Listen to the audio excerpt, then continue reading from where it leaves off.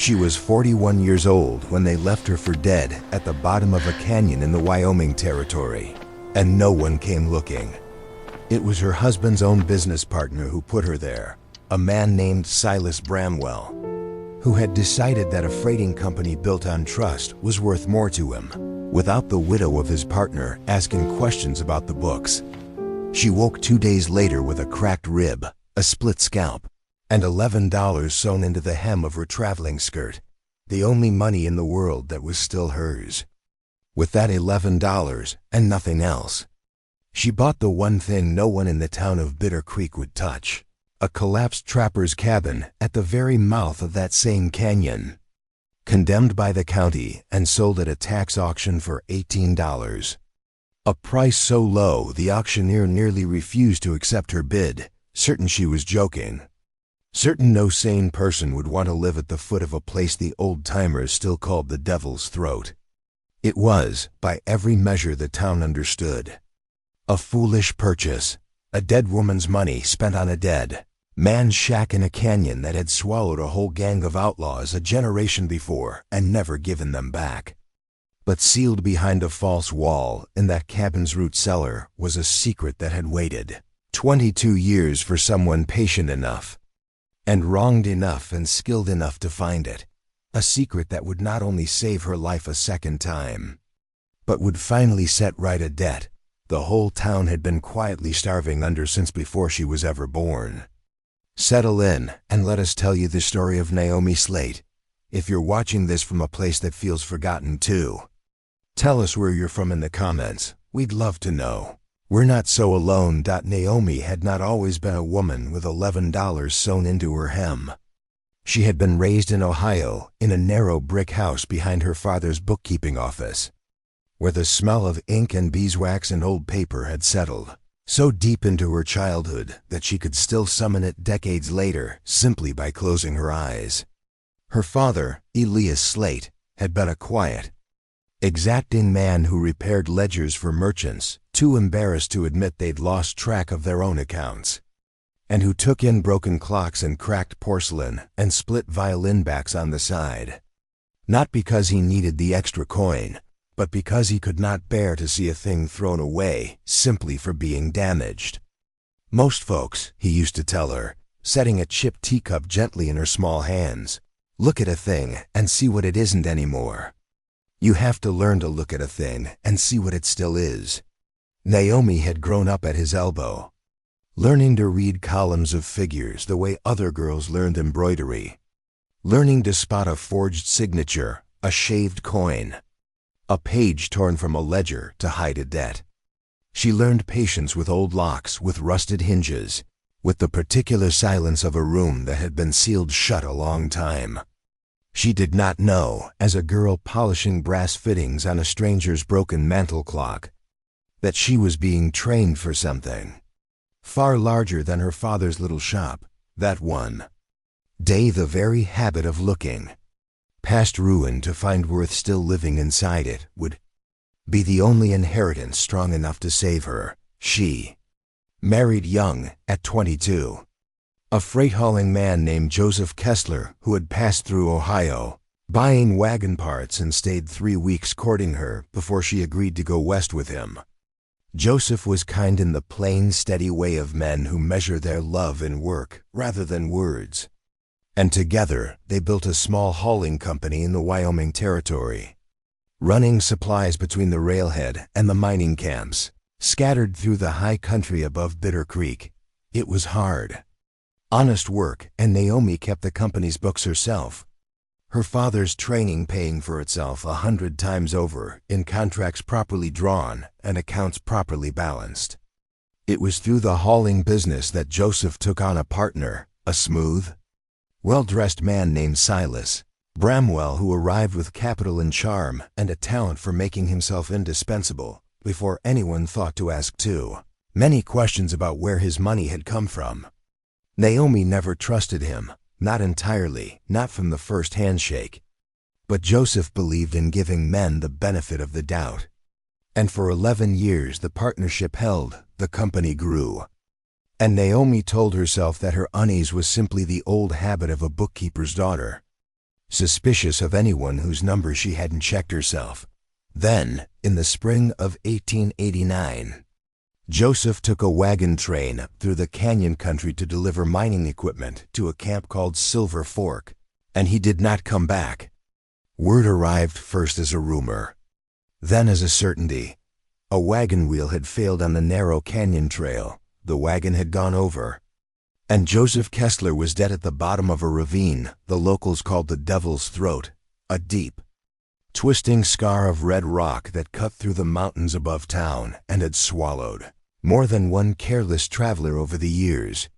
Naomi grieved the way a woman grieves when grief is the only thing left to hold on to.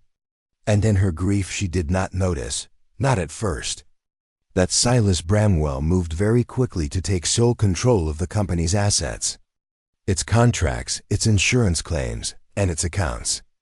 It was only when she asked gently to see the ledgers one evening, an old habit, a way of staying close to something Joseph had built, that she saw the first shaved figures, the first torn page, the first sign that the company's books had been made to say something other than the truth.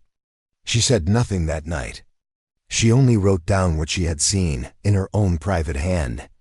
In a small notebook she kept sewn into her petticoat, and she began, quietly, to watch Silas Bramwell the way her father had taught her to watch a man who did not want his numbers checked. It took him only 2 weeks to realize she knew something. He came to her one evening with an offer to buy out her half of the company for a small sum, framed gently as a kindness to a grieving widow who surely didn't want the burden of business anymore. And when she asked, evenly, why the insurance payout on Joseph's death had been filed against a policy nearly triple what she remembered him carrying, Silas Bramwell's charm went cold in an instant, and she understood, too late, that she was no longer simply an inconvenience to him, but a danger. He offered to drive her up to Silver Fork himself. He said, to see where Joseph had died, to say her goodbyes properly. And grieving and exhausted, and still not quite willing to believe a man could be so hollow beneath such a warm face, she went. The wagon trail narrowed as it always did above the canyon rim, and Naomi remembered very little of what happened next, except the lurch of the wheel, the scream of the horses, and the long, tumbling fall into darkness that ended with red dust in her mouth and a silence so complete she thought at first that she had died. She had not. She lay 2 days at the bottom of that canyon with a cracked rib and a wound at her scalp that would not stop its slow bleeding. And when at last she dragged herself up onto the canyon floor and out toward the road, no search party met her, no rider came looking, because Silas Bramwell had already told the town of Bitter Creek that the grieving widow, Kessler, had wandered off into the hills in her sorrow and was presumed lost. And no one, not the sheriff, not the church ladies, not a single soul who had known her for 11 years, thought it strange enough to ask twice. She arrived back in Bitter Creek 3 days later, thin, filthy, and half out of her mind with thirst, to discover that her house had already been sold, her belongings distributed to a widow's fund she had once contributed to herself, and her name spoken of in the past tense by people who looked at her now, standing very much alive in the street, with the particular unease of townsfolk confronted by something they'd rather not have to explain. Silas Bramwell, when she found him, expressed shock and sorrow so smooth and so total that she understood at once no one in Bitter Creek would ever believe her word against his, not without proof. And the only proof she had, a little notebook of shaved figures, had been lost somewhere in the canyon along with everything else she owned. She had $11 left in the world, sewn into her hem by habit rather than plan, and she had more valuable than money. Her father's old patient eye for things other people had given up on. It was the auctioneer, a tired, honest man named Mr. Prout, who mentioned the tax sale almost as an afterthought while she stood at the edge of the crowd trying to decide whether to keep walking west or simply sit down in the road. The county was unloading a parcel at the mouth of the Devil's Throat, an old trapper's cabin, abandoned some 20 years back, condemned as unsafe. Cursed in local talk ever since the outlaw gang led by a man named Jubal Colter had vanished into that same canyon a generation earlier and never come out. No one wanted it. No one would even bid past the opening figure. Naomi heard the price, $18, and heard too the low laughter of men who assumed only a fool or a ghost would want to live where the ghosts already were. And something in her, some stubborn ember her father had lit in her decades before over a broken teacup, told her that a thing everyone else had given up on was very often exactly the thing worth looking at twice. She raised her hand and bid $18, and the crowd's laughter turned, for a moment, into something closer to pity. And Mr. Prout, out of what she would later understand was simple kindness, did not raise the price against her, asterisk. The cabin, when she reached it on foot 2 days later, was worse than she had imagined and somehow, in its ruin, more beautiful than anything she'd owned in years.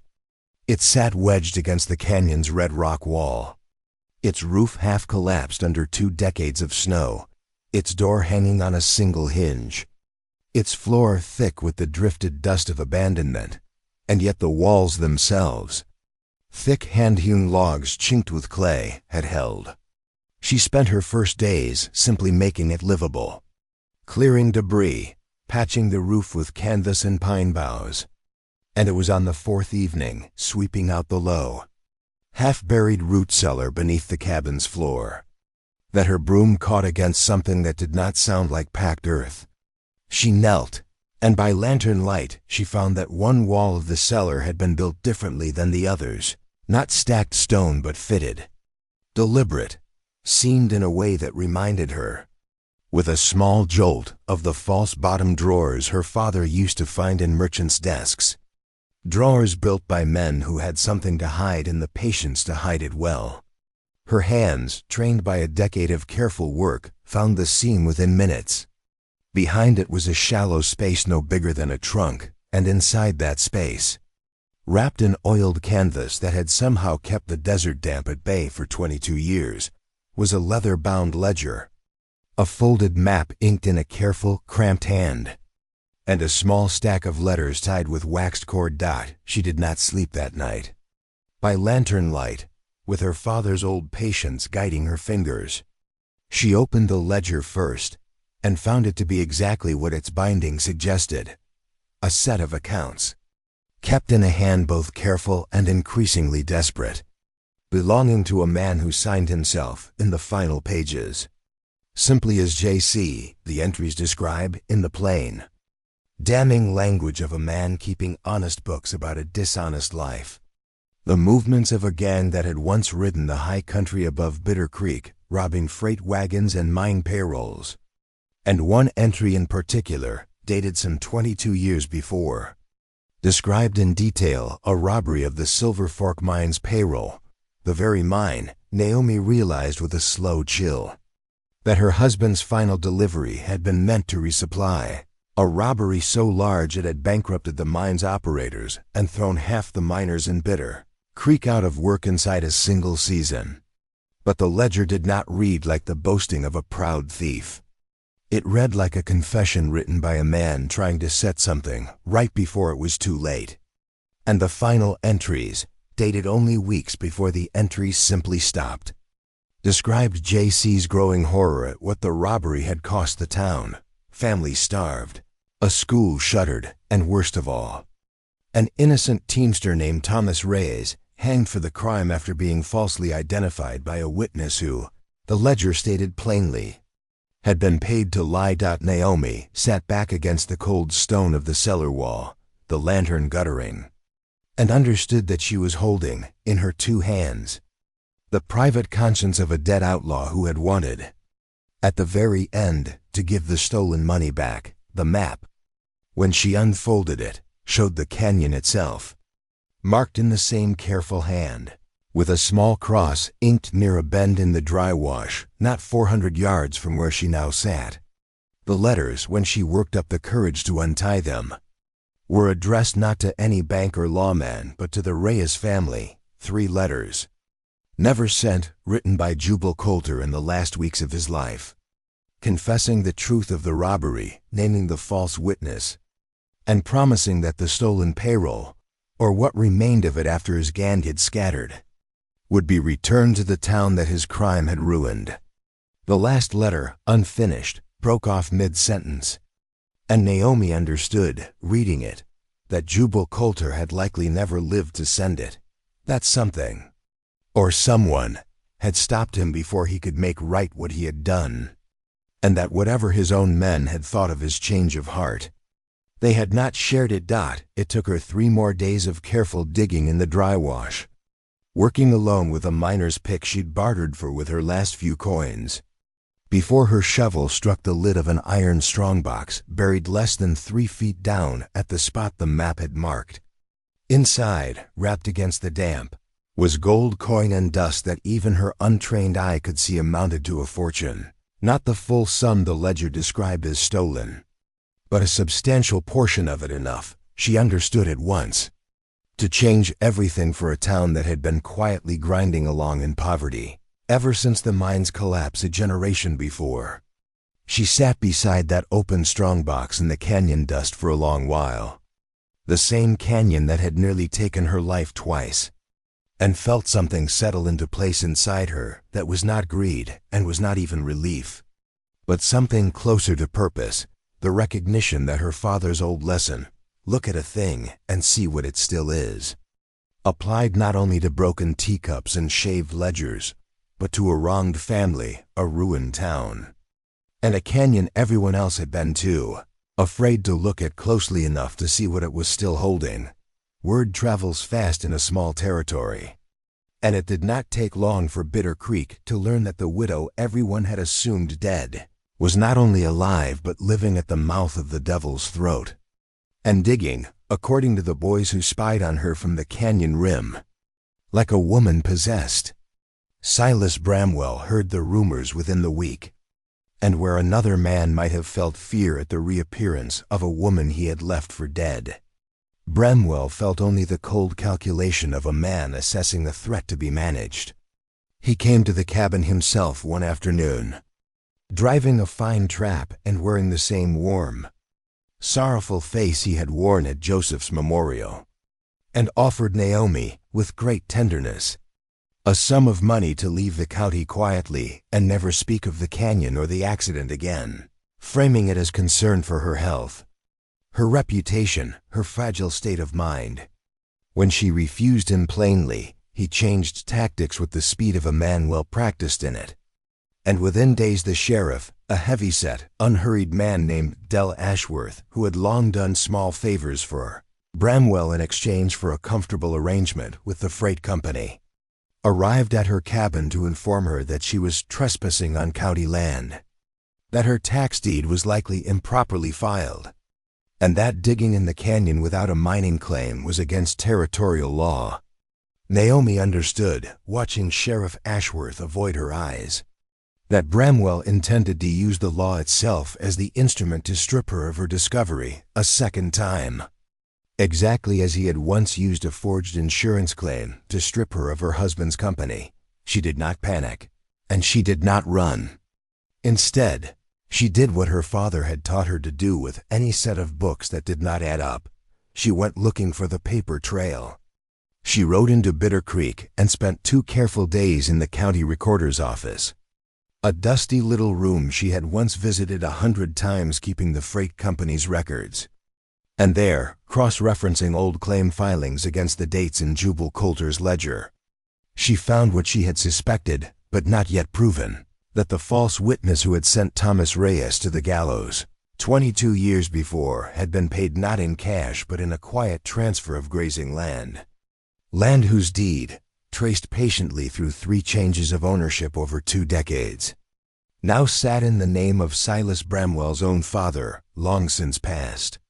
The very inheritance that had first given Silas the capital to buy his way into Joseph's freight company in the first place. The rot, she realized with a slow, cold clarity, went back further than she had ever imagined. Silas Bramwell's fortune had been built, brick by brick, on the same lie that had hanged an innocent man and ruined half of Bitter Creek. And it was no wonder at all that he had been so desperate to see her, and the canyon's long-buried secret, vanish for good. She brought her findings not to Sheriff Ashworth, whom she no longer trusted, but to the territorial judge who rode circuit through Bitter Creek twice a year, a spare, careful man named Judge Harlan Vos, who had, decades before, presided uneasily over the original trial of Thomas Reyes, and had never, it turned out, been entirely at peace with the single, paid witness's testimony. Naomi laid before him the ledger, the unsent letters, the recorder's deeds, and the plain arithmetic of a lie that had never quite balanced. And Judge Vos, reading late into the night by his own lamp, understood exactly what he was holding. Silas Bramwell, informed that the circuit judge himself was reviewing the old Reyes case alongside a set of documents recovered from the canyon, did not wait to be summoned. He rode out to Naomi's cabin one final time under cover of darkness, not with a charming offer this time, but with a plain intention to finish what the canyon had failed to finish 2 years before. And it was only the barking of a half-wild dog she had taken in from the canyon's edges that woke her in time to see his shape at her broken door and to hold him at bay with nothing more than her husband's old shotgun, and a voice that did not shake nearly as much as she expected it to. Sheriff Ashworth, arriving at first light summoned by the judge himself, found Bramwell still crouched outside her cabin, and whatever loyalty he had once owed the man dissolved entirely once he understood the full shape of what Bramwell had done to Thomas Reyes, to Joseph Kessler, and to the woman who had survived them both. Asterisk. The gold from the canyon, once its ownership was settled by Judge Vos as belonging rightfully to the mine and town it had originally been stolen from rather than to Naomi personally, was not a fortune Naomi kept for herself, though by any measure of the law she might have claimed a considerable finder's share. Instead, sitting once more in the recorder's office where she had once traced Bramwell's rot back to its root, she asked that the recovered payroll be used first to clear, publicly and permanently, the name of Thomas Reyes, whose widow and grown children still lived, quietly and shamed, on the edge of Bitter Creek, never once in 22 years having been able to walk into town without lowered eyes following them. She asked next that a portion fund the reopening of the little schoolhouse that had closed when the mine failed, and that the remainder go toward rebuilding the Silver Fork mine itself under new, honest management, so that the families who had scattered when the payroll vanished might have work to come home to. Silas Bramwell, exposed before Judge Vos with evidence of insurance fraud, attempted murder, and a fortune built on a hanged innocent man, was taken from Bitter Creek in irons to stand trial at the territorial seat, and Sheriff Ashworth, in what Naomi privately considered his one honest act in the whole affair, made certain personally that he did not slip away before the circuit court could see him. Naomi Slate stood, on the day the schoolhouse reopened its doors, at the back of a small crowd gathered in the autumn light, and thought of her father's teacup, held so carefully all those years ago in her small hands, and thought that she finally understood the whole of what he had meant. A woman left for dead in a canyon, a cabin no one else would touch, a ledger sealed for a generation behind a false wall. None of it had looked, from the outside, like anything worth keeping. The whole of Bitter Creek had been ready to write off that canyon, that cabin, and if she was honest, her too, as things too broken and too frightening to bother with. But her father had taught her patiently, over years of chipped porcelain and shaved figures, that the worth of a thing is very rarely visible from a passing glance, and that the people and places the world calls ruined are very often simply waiting for someone willing to look twice, and to keep looking, until the truth beneath the damage finally comes clear. Naomi had been left for dead and had been counted as nothing, and had bought, for $18, a thing everyone else believed was worthless, And in that ruin she had found not only her own restoration, but the town's. To you watching tonight, we hope you'll carry a small piece of Naomi's story with you, that the things and people the world writes off too quickly are so often the very ones holding something worth finding. If only someone is patient enough to look. We'd love to know, in the comments below, of a time you found real value in something, or someone, that everyone else had already given up on. Thank you for spending this quiet hour with us, and for letting a story like Naomi's find its way to you. Until next time, stay close, *.